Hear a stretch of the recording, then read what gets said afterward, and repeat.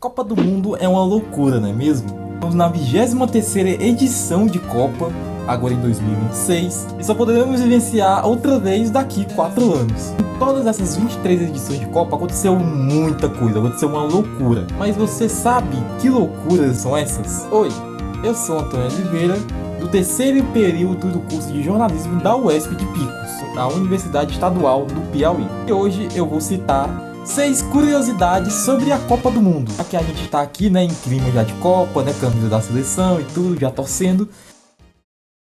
Começando com o jogador que tem mais Copas do Mundo. Esse aí é simples, eu creio que todos vocês já saibam. Foi simplesmente o Rei Pelé.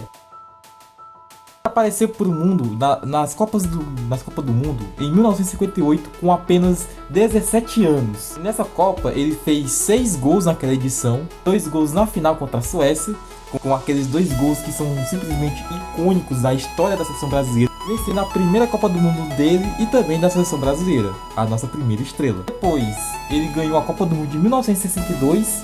Naquele caso, ele se lesionou no meio do torneio, mas o Garrincha carregando a seleção brasileira e com isso venceu a sua segunda Copa do Mundo. Depois de 66, a seleção brasileira decepcionou simplesmente, foi eliminada na primeira fase, mas em 1970, sendo a principal estrela da seleção brasileira, aquela conhecida como o Esquadrão, que tinha craques como o canhotinho de ouro Gerson, o Jairzinho e até mesmo o Tostão, venceu o tri da seleção brasileira e a terceira Copa do Mundo de Pelé, se tornando o jogador com mais títulos da Copa do Mundo até os dias de hoje. E se falamos de um craque geracional, que é o Pelé, temos que falar de outro, que é o Maradona. Maradona é simplesmente um personagem totalmente controverso. E isso se mostrou na Copa do Mundo de 1986, sediada no México, nas quartas de final daquela edição. No caso, a Argentina foi enfrentar a Inglaterra e aconteceu um dos episódios mais polêmicos e icônicos da história da Copa do Mundo. Uma bola rebatida da defesa da Inglaterra, Maradona simplesmente sobe para buscar a bola com a mão. A bola ela encobre o goleiro inglês e faz o primeiro gol da Argentina naquele jogo. Depois do jogo, o Maradona ele deu uma entrevista e falou as seguintes palavras: "Eu marquei um pouquinho com a cabeça e um pouco com a mano de Deus", né? Traduzindo, a mão de Deus.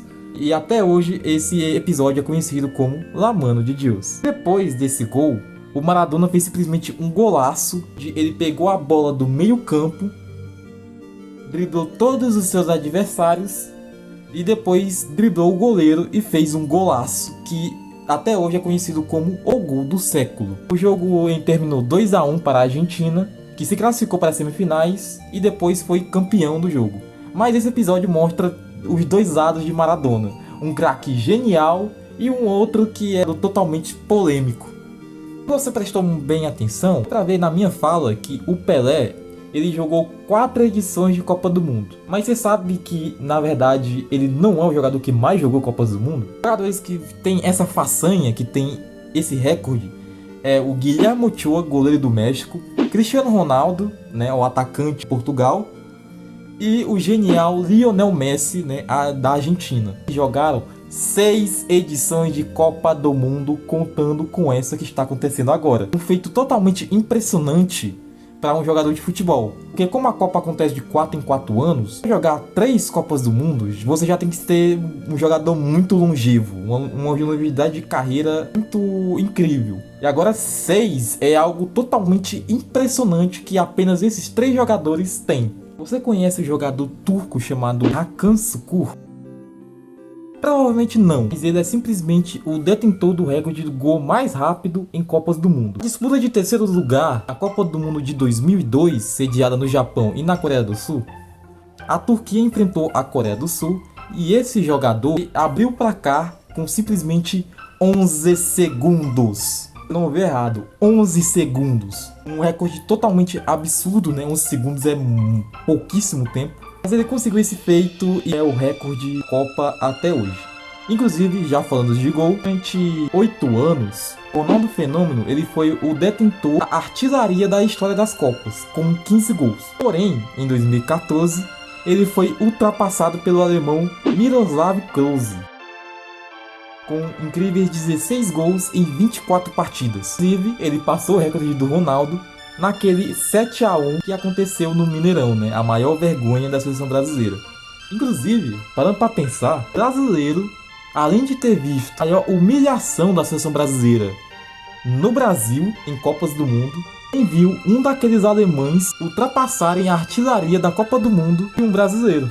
Decepção, hein? Opa, Antônio da edição aqui, apenas para falar que o Miroslav Klose acabou de ser passado na artilharia. No dia 22 de junho de 2026, com ainda a Copa desse ano em andamento, o jogo entre Argentina e Áustria, o Messi fez 2 gols e ultrapassou o Klose, agora se tornando isoladamente o maior artilheiro das Copas do Mundo, com 19 gols em 29 partidas. Histórico, hein? Mas e o episódio do Garrincha? Você conhece? Nas semifinais da Copa do Mundo de 1962, organizada lá no Chile, teve o confronto entre Brasil e Chile, onde o Brasil ganhou o jogo e foi para a final e, consequentemente, foi campeão. Mas aconteceu algo que é bastante desconhecido para as pessoas que não conhecem tanto. O Garrincha, naquele jogo, ele foi expulso. Porém, se você for ver a final entre Brasil e Tchecoslováquia, Garrincha jogou normalmente aquele jogo. Então, como ele jogou sem que ele foi expulso? O que aconteceu na realidade é que o árbitro ele não colocou na súmula da partida a expulsão do Garrincha. Então é como se a expulsão não tivesse existido.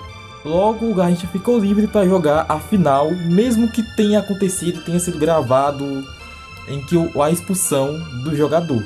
Dizem algumas fontes de que houve algum tipo de suborno da CBD, a antiga CBF, não colocar essa expulsão do Garrincha na súmula. Porém, o fato é esse, a expulsão não estava na súmula da partida, logo o Garrincha ficou livre para jogar a final e ganhar a competição.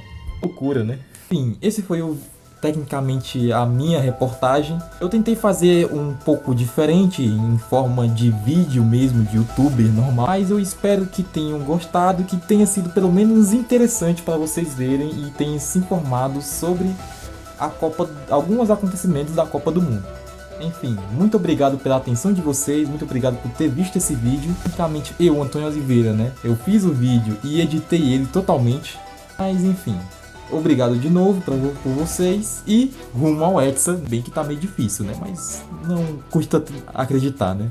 Enfim, tchau!